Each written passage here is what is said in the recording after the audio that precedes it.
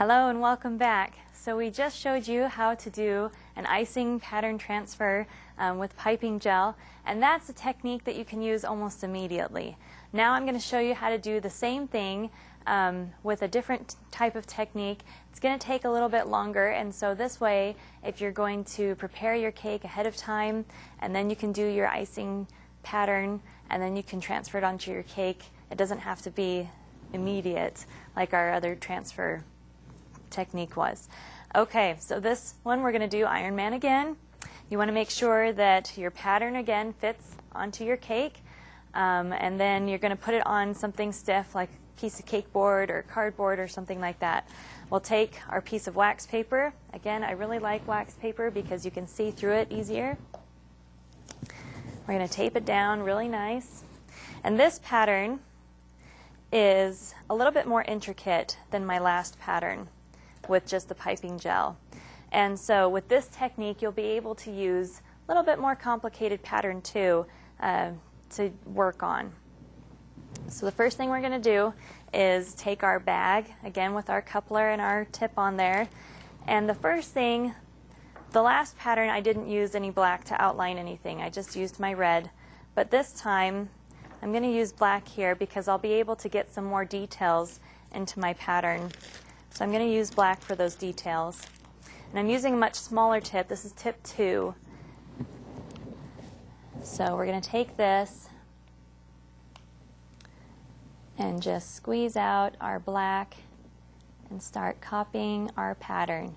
Again, if you make a mistake or if you get some icing where you don't want it to be, with this technique you can take a piece of paper towel or regular towel, and you can actually wipe it off of the wax paper. It comes off really nicely. So I'm actually going to do some of the more intricate details here of his eyes and his face and his mouth, because it'll come out really nicely on my pattern when I'm done.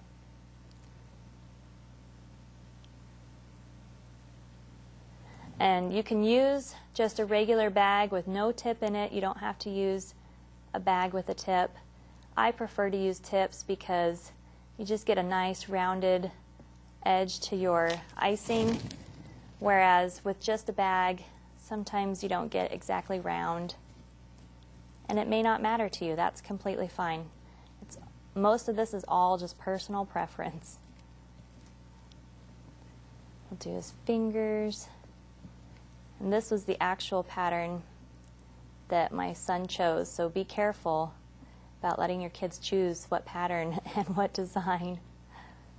Most of the times I tell them, if you can't find a pattern online or something to copy, I'm not just going to freehand it. You have to find a pattern, so it works out better that way. We'll get in the middle of his hand, come down here, get his other hand, and with this small tip I'll be able to get his fingers. With our last technique I wasn't really able to get too much detail into his body or anything, his fingers, stuff like that. Okay, do part of his hand or his arm there, maybe some of his armor. Oh yeah, go back and get his fingers.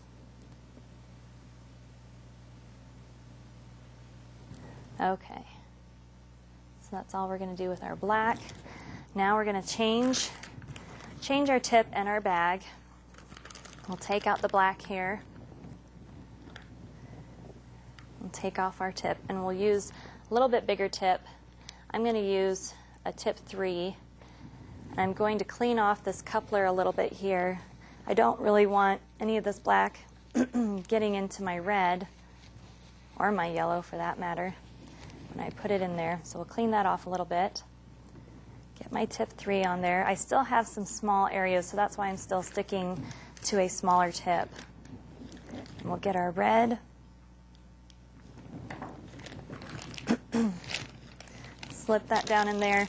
I'm going to go ahead and squeeze out first onto my paper towel just to make sure I'm not getting any black coming through. Okay. So now, and this pattern transfer, sorry. Our first one, I used the star tip to fill in, so it kind of was bumpy and everything.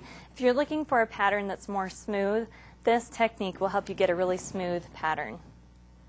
Okay, so now we're going to fill in with my red, and it's okay if some of this icing comes up over the black outline, because in a minute here, after I'm completely done filling this all in, we're going to freeze this and get it really stiff, and then we'll peel it off. And so again, it'll be upside down or backwards, but we'll peel it off the wax paper and put it onto our cake. So we're just going to fill the whole thing in, or at least all the red parts. Go all the way over there. You want to make sure that everything touches. You don't want to have any parts that aren't going to touch. If they don't touch, then when you try to peel it off your wax paper, it's going to come off and come apart and break. So you want to make sure that all the little places touch everything everywhere. Fill all that in. Come and get my little tiny fingers. I don't want to push too hard when I fill it in, because I want my black outline to stay where it was.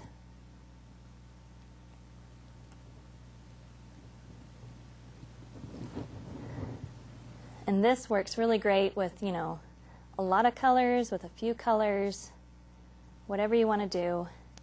Just got to make sure you remember how many colors you have and what places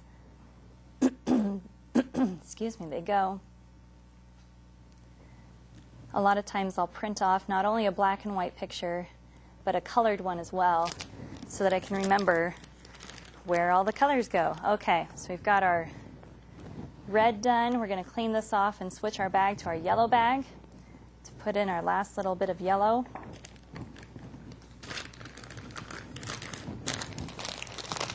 Squeeze some of the yellow out so that the red comes out of the tip. Make sure we're just getting yellow here. There we go. Okay, and then we'll fill in our little spot here with yellow. Again, it's okay if I go over the black outlines. They're going to show up on the back side of this when we flip it over after it's frozen.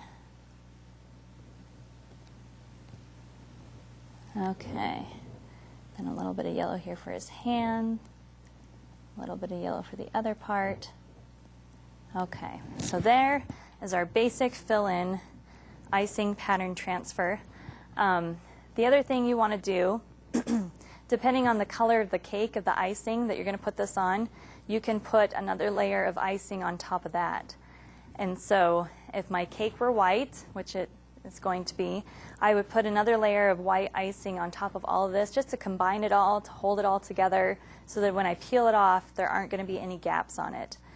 So I'm going to go put this in the freezer and come back with our finished product. Okay, so we're back with our finished product.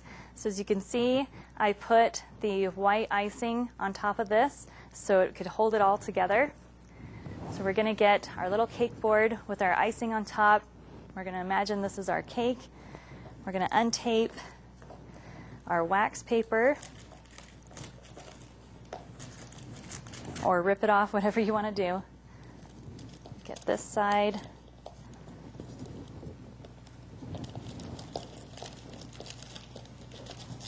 There we go. And the edges. Okay. So now we've got our little icing plaque here. We'll put our pretend cake up here. And we'll flip this over. Put it on there. Kind of push it down just a little bit to make sure it's secured to the cake. And then we'll peel off our wax paper.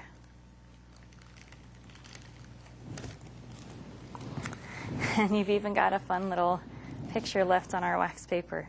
So here is our finished icing plaque transfer. There's a couple of spots that, once the icing gets a little bit less stiff from the freezer, you can go back and come over, wipe away, things like that. It looks awesome. Kind of gives it a little 3D look to it because it has this extra bit of white icing on the back of it. I really like this technique, so I can get all the black lines in there and all my little details. You can go back and fix anything that looks wrong. It's just a really, really fun icing pattern technique. And if it breaks, which luckily mine didn't, but if it had, like if the arm had come off here or anything, you could just stick it right back next to it, maybe seal it with some more icing. Lots of fun ways to just fix it. Some of these pattern transfer techniques, if you're really scared of it breaking or things like that, you can do 2 or 3 of them, freeze them, and then put one of them on. And so if that first one breaks, you can switch to your second one. If the second one breaks, you've got your third backup. Just depends on what lengths you're going to get a perfect pattern transfer.